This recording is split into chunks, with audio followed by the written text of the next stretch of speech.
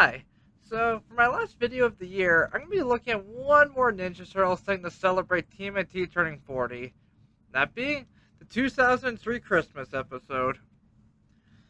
Now, here's the thing about this episode. It is a good one, don't get me wrong, but where it takes place in Season 3 is kind of weird because when the episode came out, they were still releasing Season 2 as well as it on DVD. And out of nowhere, they released this episode early as part of like a Christmas bonus. And because of that, people don't know if it takes place at the beginning of the season or somewhere later. So if you find an episode guide and this episode's not in the same place in several of them, that's why. Nonetheless, let's get to watching the episode. The episode begins like most episodes of this show with a brief little intro about what's to come, and then we get the opening title sequence. The episode begins proper with Michelangelo hanging out in Central Park. Well, I think it's Central Park, it is New York. And a kid accidentally hits him with a snowball. So to call it even with the kid, he borrows his sled, and of course, he has fun doing it.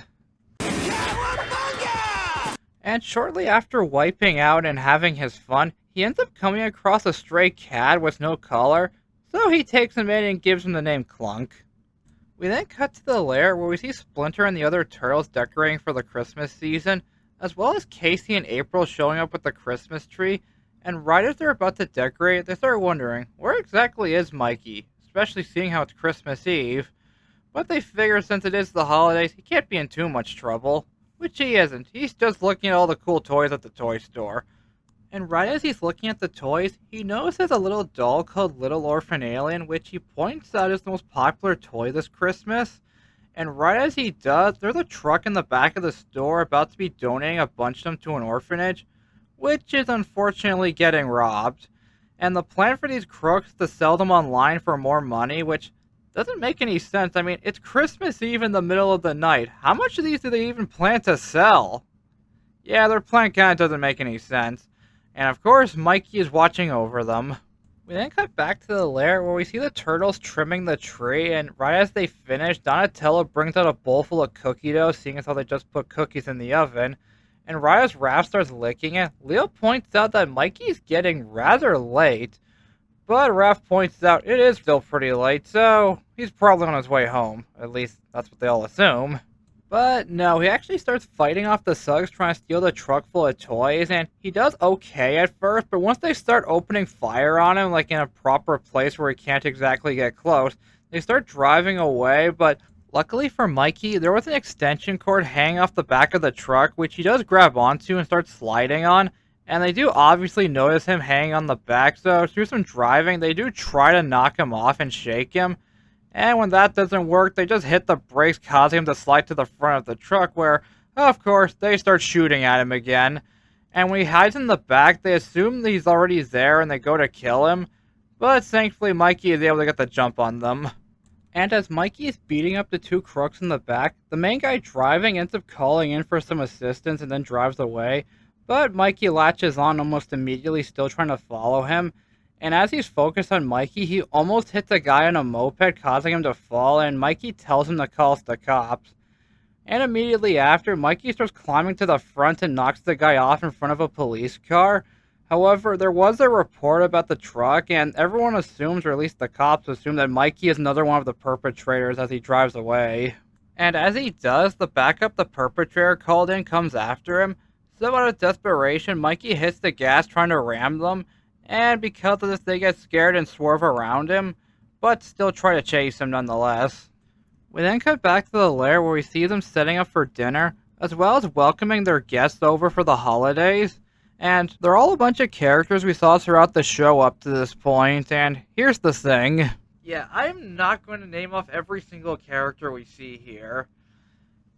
Yeah, I know it might be seen as rude for me to do that, but frankly, how many times have you went to a Christmas party or gathering where you just saw a bunch of people you didn't know, but decided, you know what, it's Christmas, let's let them have fun. So that's what I'm going to do here. I will only mention them by name if it's necessary. If you don't know them, well, just think of them as distant relatives or friends who happen to be here for the holidays. We then get Silver Sentry asking where his sidekick Mikey is, but Leo tries to reassure him that he's on his way, but we the audience know better. And unfortunately, Mikey isn't doing much better, seeing as how the villains now have a rocket launcher. But through some clever driving, Mikey is able to dodge the missile and cause someone else's car to get blown up. Then he hits the brakes, causing them to crash into the back of the truck and then flip over, somehow not killing them. And Mikey then thinks he's home free. We then cut back to the lair again where we see the turtles and all their friends still decorating for the holidays. And then we get a bit where Casey tries to kiss April under the mistletoe. She of course rejects him, but then we see there's another mistletoe. And as she tries to walk away, it starts following her. And it doesn't take too long for her to realize it was actually Raph and Angel just messing with them for fun. And immediately afterwards, more guests start showing up, and this time it's some of their friends from the Battle Nexus. And we get a nice little wholesome moment where Usagi and Leonardo both give each other swords from their own dimensions as Christmas gifts. And after a nice short little welcoming, we then briefly cut to Mikey being chased by the police, and I do mean briefly because we see the chase and then he rams through one of the barricades still trying to get the toys to the orphans. And then we cut back to the lair almost immediately where we see Casey trying to have an arm wrestling match with an actual superhero. He obviously loses, so he calls in Raph to help, which then both of them lose. So April takes a crack at it and actually wins, horrifying everyone. But then we soon learn that April actually bribed him with Christmas cookies to take a dive.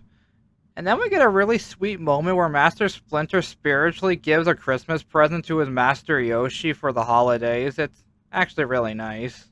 And then shortly after, Leo tells Splinter that dinner is ready. And when we cut to the dinner table, we see everyone starting to get a little impatient waiting for Mikey to get back.